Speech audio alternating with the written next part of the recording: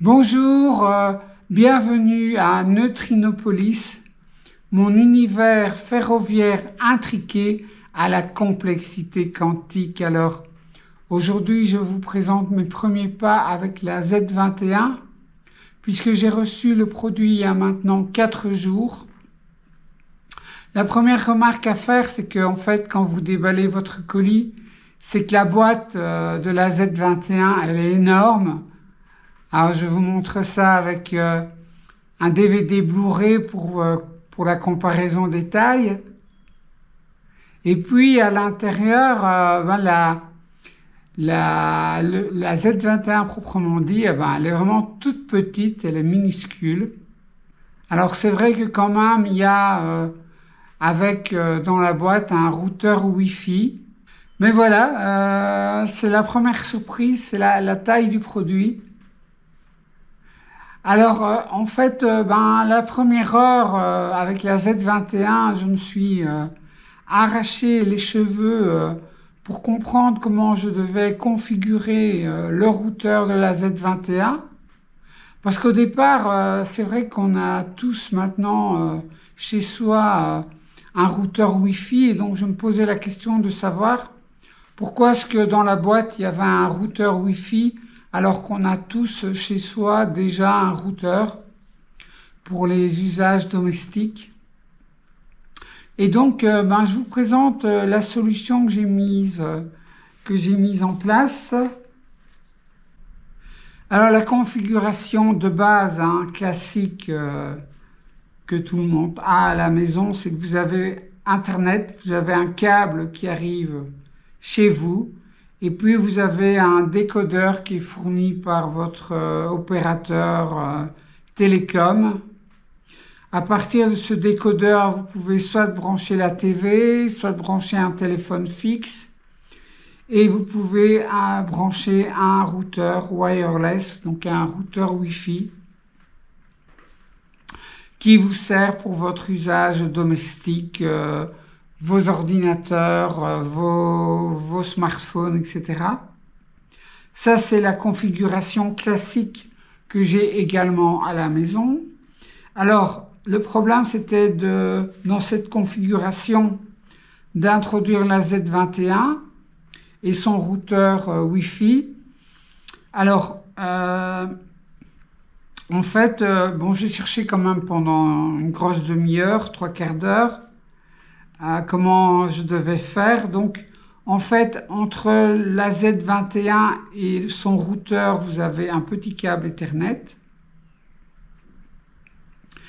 Et l'intérêt, c'est d'essayer de brancher le routeur Wi-Fi, de connecter le routeur Wi-Fi de la Z21 sur Internet via votre routeur domestique de la maison. Donc en fait, en accédant aux paramètres du routeur Wi-Fi de la Z21, j'ai trouvé un protocole qui s'appelle WISP et qui permet de se connecter à un autre routeur Wi-Fi. Et donc, une fois que c'est fait, vous avez, sous votre routeur Wi-Fi, vous avez Internet. Donc c'est bien parce que quand vous allez commander votre Z21 avec votre laptop, vous vous connectez par Wi-Fi sur le routeur de la Z21 et vous pouvez commander votre laptop, mais vous avez également Internet, donc vous n'êtes pas obligé de passer par ce routeur-là pour avoir Internet. Vous avez Internet également par le routeur de la Z21. Alors, c'est intéressant parce qu'il y a des moments où vous pouvez avoir besoin d'aller voir des infos sur Internet et donc vous ne devez pas changer de Wi-Fi pour ça.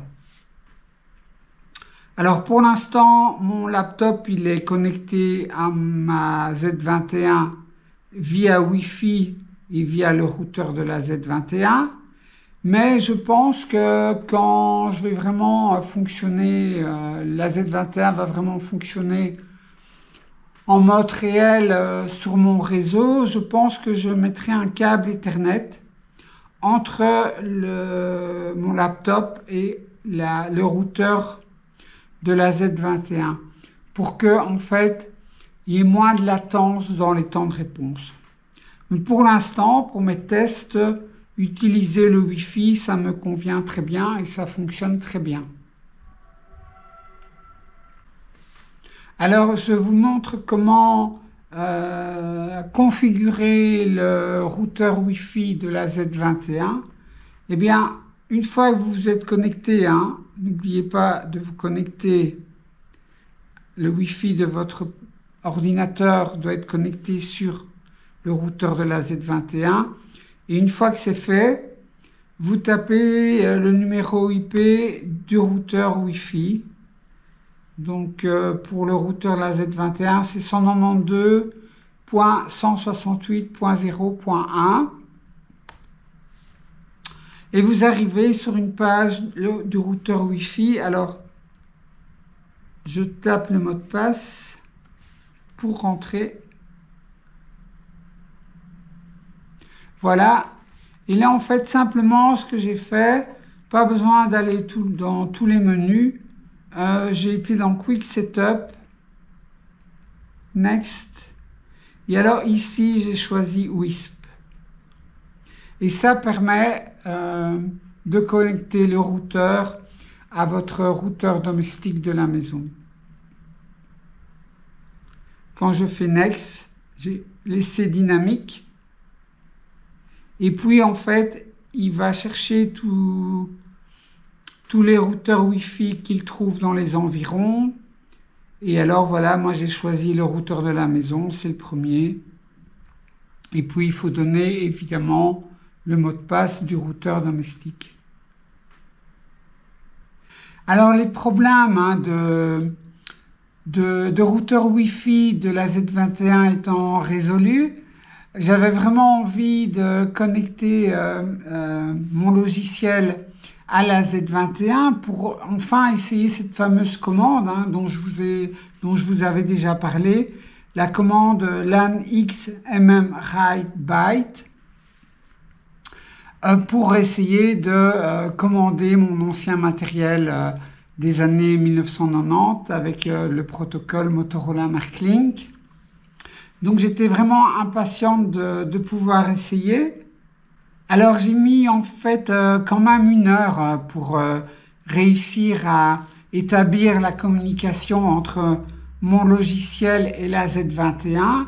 Alors 1 heure c'est à la fois beaucoup et à la fois c'est rien du tout parce que j'avais fait toute la programmation sur base de la spécification et non pas avec des tests. Donc 1 heure c'était très bien pour faire fonctionner le logiciel et en plus je m'étais trompé dans l'adresse IP, en fait, dans les paramètres de mon logiciel. J'avais donné l'adresse IP du routeur Wi-Fi et non pas l'adresse IP de la Z21. Donc, j'avais fait une petite erreur, pas grave du tout. Et puis, en fait, j'ai pu voir s'échanger les premiers paquets de data entre mon ordinateur et la Z21. Donc, j'étais vraiment contente.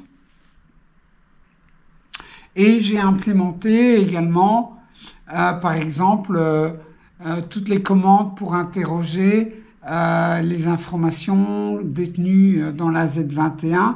Donc, par exemple, ici, je peux interroger le numéro de série, le protocole, voilà, la station ID, le firmware, et si toutes les fonctionnalités ont été déloquées.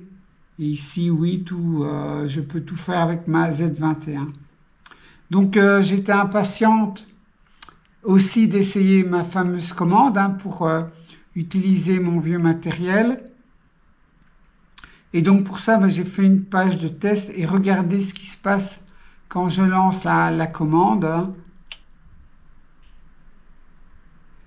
Et oui, j'ai la lampe bleue qui veut dire mode normal qui se met à vert, qui veut dire mode de programmation. Alors je le sais parce que en interrogeant encore une fois avec une commande le statut de la Z21, voilà, il me dit qu'il s'est mis en mode programmation. Et donc,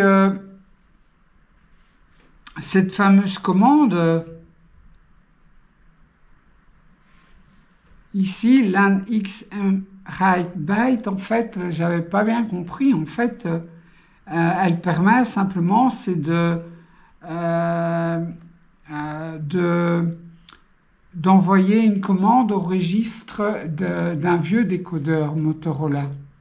Mais c'est pas du tout ce que moi je veux faire. Moi, je veux commander mon vieux matériel avec les vieux microprocesseurs au protocole Motorola Marklink. Et donc, je me suis dit, oh là là, peut-être que le vendeur avec qui j'ai parlé avait raison. Le vendeur du magasin de train, il m'avait dit que la Z21 ne permettait pas d'émuler le vieux protocole Motorola Marklink. Donc je me suis dit, eh là là, j'ai encore voulu faire à ma tête, j'ai pas écouté ce qu'on me disait, et finalement je me suis planté parce que je vais pas savoir récupérer mon vieux matériel. Et j'ai acheté la Z21, j'ai dépensé 500 € et voilà, je vais pas savoir vraiment rentabiliser mon achat. Donc j'étais un peu paniqué et puis donc j'ai reparcouru toute la doc du protocole Z21 et heureusement, mais c'est vraiment caché. Alors je vous montre ça. Voilà. Il existe une commande ici, LAN set turnout mode, qui permet de dire à la Z21, voilà, telle adresse de tel décodeur, eh bien, c'est du Motorola Marklink et c'est pas du DCC. Voilà, donc on envoie en fait l'adresse du décodeur et on envoie un byte qui contient soit 0 pour dire que c'est du DCC, c'est le défaut, il ne faut pas le faire si c'est du DCC, ou bien on envoie 1 si c'est du Motorola Marklink. Une fois que vous avez envoyé ça à votre Z21, elle mémorise l'information pour toujours, et chaque fois que vous allez envoyer une commande pour ce décodeur-là, qui a été spécifié, elle sait qu'elle doit envoyer sur le rail le protocole Motorola Marklink et pas DCC. Alors il existe la même commande et c'est le même principe pour les locomotives ici. LAN set locomode, vous envoyez ça avec l'adresse de votre locomotive et avec un byte 0 ou 1 pour dire que c'est du protocole DCC ou Motorola. Et une fois que vous avez envoyé ça, vous savez que la Z21 va gérer le protocole correctement. Alors c'est génial en fait parce que vous pouvez, une fois que vous avez fait ça pour votre ancien matériel, tout le reste c'est la même chose. Vous allez gérer votre nouveau matériel qui est en DCC et votre ancien matériel avec les mêmes commandes. Et c'est la Z21 qui va, en fonction de la commande que vous donnez, savoir quel est le protocole qu'elle doit envoyer sur les rails. Alors si je reprends maintenant mon tableau de commande, eh bien c'est génial parce que grâce au fait que c'est la Z21 qui va gérer les deux protocoles et que moi j'envoie les commandes, quel que soit le style de locomotive, je vais toujours envoyer les mêmes commandes. Grâce à ça, eh bien, j'ai cranté mes curseurs de vitesse jusque 28 au lieu de jusque 14. Donc 28, c'est pour le protocole DCC et 14, c'était le protocole Motorola Marklink. Mais grâce à la Z21, ben, je peux tout faire comme si c'était du DCC en fait. Donc par exemple, voilà, avec mon curseur général, je vais mettre par exemple toutes les locomotives à la vitesse 13. Alors j'ai implémenté les boutons d'arrêt d'urgence pour chaque locomotive. Voilà, si j'appuie sur un bouton ici, la locomotive s'arrête directement en urgence. J'ai un bouton d'arrêt d'urgence pour toutes les locomotives. Voilà, tout s'arrête sur le réseau et j'ai mon interrupteur ici d'arrêt d'urgence qui s'est mis à rouge. Alors j'ai également un interrupteur pour mettre la tension sur les rails à 0, pour couper la tension. Voilà. Et j'ai un bouton pour remettre ce que j'ai coupé à on, quoi. Voilà. Donc par exemple, si d'abord j'arrête les trains en urgence et puis que je coupe la tension, et je veux aller voir ce que me dit le statut de la Z21, donc j'interroge le statut, et le statut, il me dit bien que je me suis mis en mode d'urgence, d'arrêt d'urgence, et que la tension sur les rails sont bien coupées. Je remets on. Si j'allais réinterroger, eh bien voilà. Il me dit que maintenant le statut c'est OK. Alors par rapport à la dernière vidéo, ce que j'ai aussi changé, c'est que j'ai changé de place mon curseur, mon bouton, mon interrupteur pour activer la sécurité du réseau. Donc voilà, si j'active la sécurité, je débloque tous les feux. Voilà, j'ai mes feux qui se mettent à changer d'état parce que justement, je veux faire de l'animation sur mon réseau et les feux changent. Maintenant, c'est le mode simulation en mode réel. Je vais vous montrer, j'ai rajouté un interrupteur. En mode réel, eh bien, tous les feux vont se mettre au vert puisqu'il n'y a pas de train sur mon réseau qui est pour le moment virtuel. Et donc, il n'y a pas de risque d'accident et donc tous les feux se mettent au vert. C'est pour ça que, en fait, j'avais rajouté un mode de simulation que je peux maintenant émuler avec ce bouton et qui me permet de mettre de l'animation sur le réseau en faisant changer les feux un petit peu au hasard. Donc ce qui me reste à faire, je crois que j'ai encore 2-3 commandes à implémenter, 2-3 commandes intéressantes à implémenter, mais sinon dans l'ensemble j'ai déjà très bien avancé et mon logiciel actuellement va déjà me permettre de commander mon réseau. Ce qui me restera à faire plus tard, c'est les commandes de broadcasting, donc ce sont les commandes de diffusion d'informations dans le cas où je jouerais avec quelqu'un d'autre sur le réseau. Donc quelqu'un aurait une tablette avec le logiciel Roku pour commander les trains. Il faut quand même que mon logiciel soit informé et notamment toute la partie du management de la sécurité doit être informé des changements d'état des locomotives. Donc les messages de diffusion sont des messages qui viennent du réseau et qui disent voilà, il y a quelqu'un qui a changé telle chose et qui l'a mise dans tel statut. Et donc comme ça, mon logiciel est quand même au courant de tout ce qui est de l'état réel du réseau, même s'il y a d'autres personnes ailleurs sur le réseau qui envoient des commandes au réseau. Donc ça, c'est les commandes de broadcasting, mais ça, je peux les implémenter plus tard, c'est pas urgent. Comme pour l'instant, je joue seul au train, il n'y a pas de problème.